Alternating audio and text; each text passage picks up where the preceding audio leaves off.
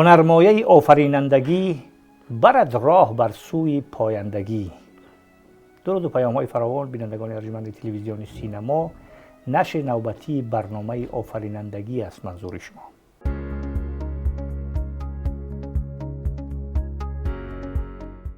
در این برنامه با حضور همتباران عزیز و گرامیمان از نکات گوناگونی آسیا و اروپا یک برنامه‌های ویژه‌ای تأسیس دادیم، تشکیل دادیم که اطراف فرهنگمون، اطراف تمدنمون، اطراف اون پیشنهادهایی که سرور دولت در حاشیه پیامشان 16 دکبر سال 2025 ارائه داشتند صحبت‌هایی می‌کنیم و در این زمین از حال و هوای نوروزی و اون تجلیل و جشن‌هایی که در این شب و روز زیاده از یک هفته اخیر در تاجیکستان عزیز ما برگزار می‌گردند اطراف اونا صحبت می‌کنیم و این برنامه را اختصاص دادیم تحت عنوان فرهنگی ملی و شکوه همتباری.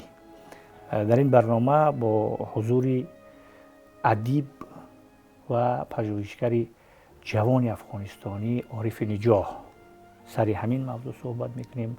عارف جان خوش آمدید به برنامه ما و شما که در تاجیکستان یک دو سال اخیر حضور دارید و این شکوه این فرهنگی ما رو میبینید و در برابر این او ابتکارها و اقداماتی که از جانب سرور دولت صورت میگیرند برای تقویت خاطره تاریخی و روحیه ملی ما، برای بالا بردن سطح آگاهی و خودشناسی و خودآگاهی ملی، اون ابتکار از اون ابتکارها مطلع هستید، میبینید، در مشاهده میکنید و قبل از همه حضور شما را شادباش میگوییم به این برنامه و از همین حال هوای ابتدایی شروع کنیم، بعد برنامه را دنبال میکنیم. با سلام و درود خدمت شما و همکاران عزیزتان و ملت سربلند تاجیکستان. جا دارد که من سپاسگزاری بکنم از شما و استندرکاران برنامه تان. من خیلی خوشحال هستم که امروز در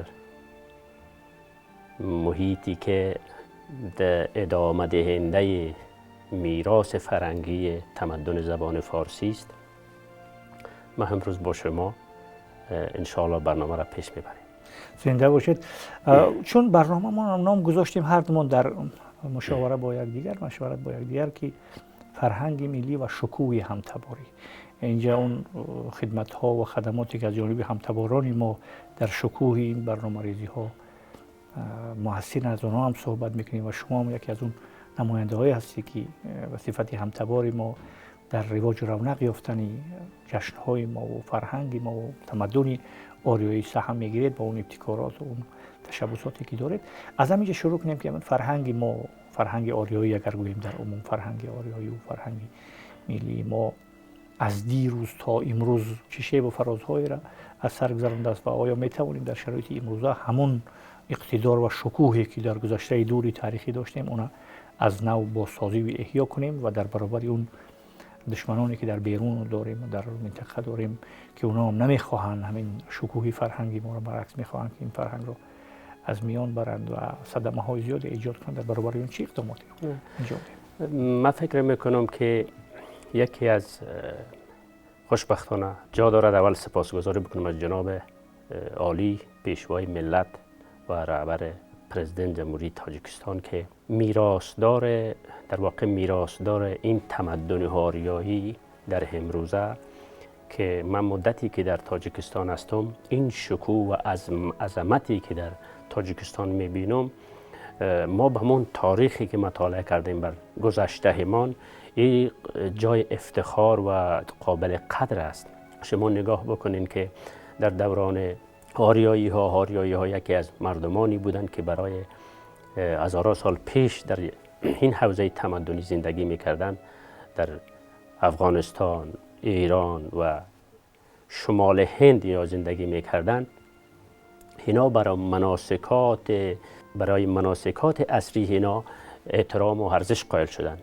بعدا نوروز به عنوان جشن ملی در بین از اینها رواج یافت. این نوروز امروز از نوروز در واقع برمیگرده، ریشهش برمیگرده به همون تمدن آریایی است. ما در واقع یک پلی را میگذاریم که بین گذشته و امروز برای نسل آینده. به این خاطر تاجیکستان عزیز یکی از پیشگامان در عرصه نگهداری این فرهنگ و این تمدن.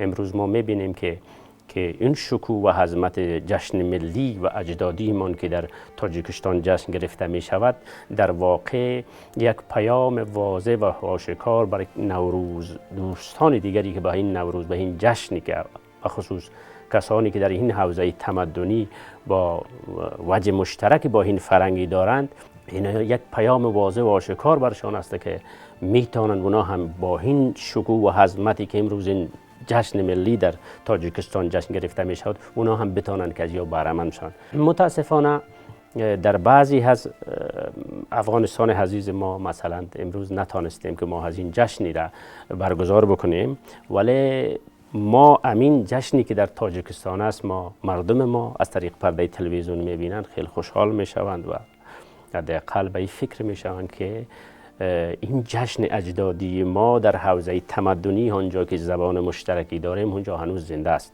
شما نگاه بکنین که در اون طرف مرز بدخشان نوروز با مو وجه مشترک و دو طرفی که وجه مشترک دارند با مو فکر میکنم که با همو عظمت سالهای پیش جشن گرفته میشد. امسال هم با وصفی که محدودیت ها برای نوروز هست اونجا جشن ما خانه تکانی داریم و کشتیگیری داریم و بعد احترام و حرمت به کلانا و بزرگا در این جشن می شود و خوشبختانه در دوشنبه هم می بینیم که جشن سمنک پزی و همون رسوم سنتی موسیقی و پهلوانی و این همه جشن با شکوهی که در دوشنبه میبینیم، ما خیلی خوشحال میشویم که میدانیم که حداقل تمدن ما در یک جایی هنوز با پیشرفت است. ببینید شما نه تنها مثلا اون مراسماتی که در مرکز دیدید در قسمت‌های گوناگونی تاجیکستان عزیز طی یک ماه اخیر بر مبنای دستور سفارشات سرور دولت تجلیل می‌گردد. مثلا از اون اول از ابتدا شروع کنیم، پیش از مثلا از 17 16 15 مارس شروع شد تجلیلات نوروزی تا اخیر نیمه دیگه ماه اپریل حتما همین تدارکات نوروزی برچیده میشوند و ابتکارات زیادی در این زمینه صورت میگیرد و هر یک محله کوتاه‌ترین کوچکترین محله‌های تاجیکستان این جشن با شکوه تجلیل میکنند. گپ در این است که عارف جان، نوروز یک پاره از این فرهنگ است، یک پاره بزرگ، یک سنگ بزرگ از این تمدن آریایی است که عصرهای عصر ما را معرفی کرده است و یک مجوزی ما است، مجوزی ما در عرصه بین منطقه و بین المللی هست. از اون تدارکاتی گفتید که در قسمت‌های گوناگونی بدخشان هم تا امروز زنده است، در قسمت زرافشان، در قسمت سوخت ما هم، در قسمت باختری ما هم، در خاور ما، در همه منطقه همون عرف و عادت‌ها و سنت‌ها و آیین‌های قدیمی که برگرفته از نوروز هستند، برگرفته از مهرگان هستند، برگرفته از تیرگان هستند، برگرفته از یلدا و از صده هستند، همه اونها با تابش‌های گوناگون و مخصوصاً با روش نو تجددی ظهور میکنند. اکنون هم تبارای ما که شما هم تبارای ما هستید، در اینجا حضور دارید، در این تدارکات هم شرکت کردید و خودتان هم مثلا اون گروه های هست که سری همین موضوعات تمرکز میکنن، اون جشن هم میگذرونن با حضور مثلا هم تبارای ما و با حضور ساکنان محلات گوناگون میگذرونن، خرسندی میکنن. همین فرهنگ، منظور من همین فرهنگ آریایی که یک بخش مهم است، یک بخش کلیدی از این فرهنگ نوروزی است که مردم رو مثلا کینه و عداوت دور میکند و به هم می آورد. در همین به هم آوری هم تبارای برون مرزی ما، هم تبارایی که در قاره آسیا و در قاره اروپا و در قاره امریکا و اینا زندگی میکنند، در همه 4 گوشه جهان زندگی میکنند، در به هم آورده اینا همین فرهنگ، هم فرهنگ آریایی، فرهنگ و تمدن آریایی و هم فرهنگ و تمدن نوروزی چی نقشه داشته میتونن، چگونه برنامه‌هایی باشد که همین ما هم تبارمون همشون رو جمع کنیم، جمع بیاوریم و تمرکز بدیم.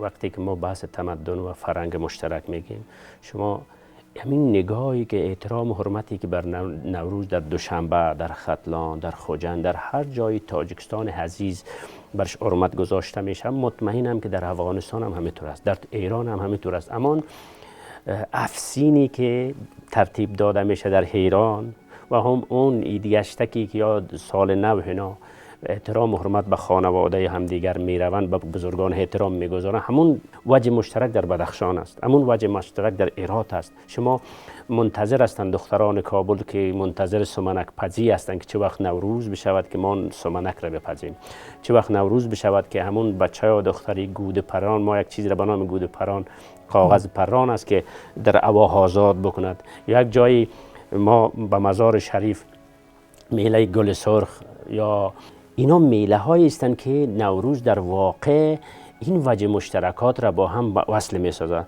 شما اون موسیقی اجدادی که به خاطر نوروز اینجا برگزار می شود در افغانستان هم برگزار می شود، مثلا در ایران هم همچنین. مثلا در خوشبختانه این شده که با تلاش و رهبر خیرتمند و پیشوای ملت جناب عالی که در تاریخ خیلی ماندگار است که توانستند که نوروز را در سازمان ملل اینا ثبت کردند و این بسیار ماندگار برای ملت و تمدن آریایی ماند، به خاطر از اینکه امروز نوروز فراتر از ملی شد، آل جشن ملی است، آل فراملی شده. شما نگاه بکنین کشورهای همسایه ازبکستان، پاکستان، هند، اینا خود تجلیل میکنه آل فراتر از این کشورها 16 سال شد که فراتر از این کشورهای همسایه شده. شما نگاه بکنین که امروز در کانادا، امریکا و کشورهای دیگر به نوروز احترام ارزش قائل هستند، به عنوان یک جشن این را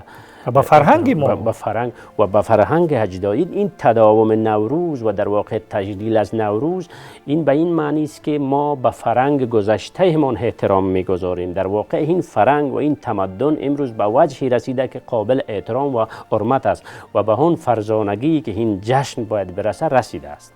انا ببینید از کانادا یادآوری کردید که در اونجا هم شما بودید، هم تبارای ما زیاد در اونجا هستند.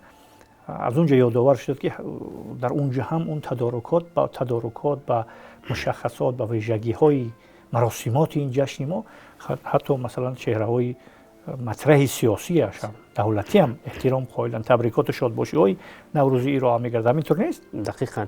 شما ببینید که چند روز پیش که در اکادمی علوم تاریخ 19 مارس بود، به خیالم که اگر یادم نرود، یک جشن به دستور پیشوای ملت همون بررسی همایشی بین المللی علمی و عملی تحت عنوان پژوهش در تاریخ و تمدن آریایی دیروز و امروز در واقع یک پیام خیلی خوبی بود برای ملت‌های همفرهنگ. ما خیلی مستفید شدیم از اون سخنرانی دانشمندان، بزرگانی که از حوزه‌های مختلف اینجا تشریف آوردن، بسیار چیزای نوی را شنیدیم درباره تاریخ، درباره این تمدن. این در واقع قابل افتخار و قابل حرمت است. ما امروز این برداشتی که از این تاریخ داریم، در واقع ما به گذشته خود افتخار میکنیم به این که چنین یک ارزشی بوده در گذشته، چنین یک جشنایی داشتیم، چنین یک فرهنگ‌هایی را داشتیم. امروز در کشور عزیز تاجیکستان این جشن‌های کهن برگزار می شود، میراثداری و پاسداری از این جشن میکنند. این واقع در واقع قابل افتخار و قابل حرمت است.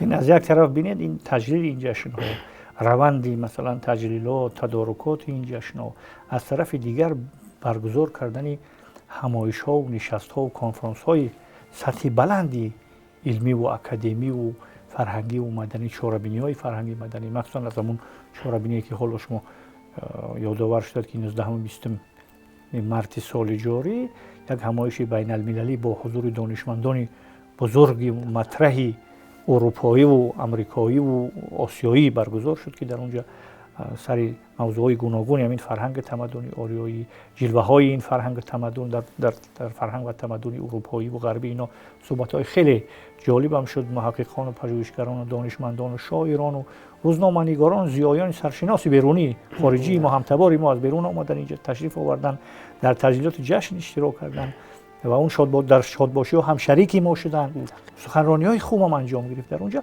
اکنون عارف جان چیکار کنیم که با حضور همتبارانمون همین همین روند تقویتی خاطره تاریخی و شکوه فرهنگ و تمدن آریایی و همتباری را مستحکم‌تر کنیم به نظر شما؟ ببینید، تنها در واقع نوروز در واقع پیوند دهنده وجه مشترکات همزبانان است. این پیامش مهر است و محبت است و عشق است و دوستی است. میتونه نوروز مردمان هم فرهنگ و هم زبانان مشترک این فرهنگ را با هم پیوند بدهد. به این که نوروز یک وجه مشترک بین ملت هاست، افغانستان، ایران، تاجیکستان، حوزه تمدنی سرزمین فارس. این نمونهش امسال بود که ما یادآوری شدیم از تاریخ 19 مارچ که همون برگزاری محفل بسیار خوب بود که در واقع این پیوند دهنده این وجه مشترک بود که می توانستند که دانشمندان، نویسندگان از حوزه‌های مختلف آمدن اونجا صحبتی کردن در مورد تمدن، در مورد نوروز.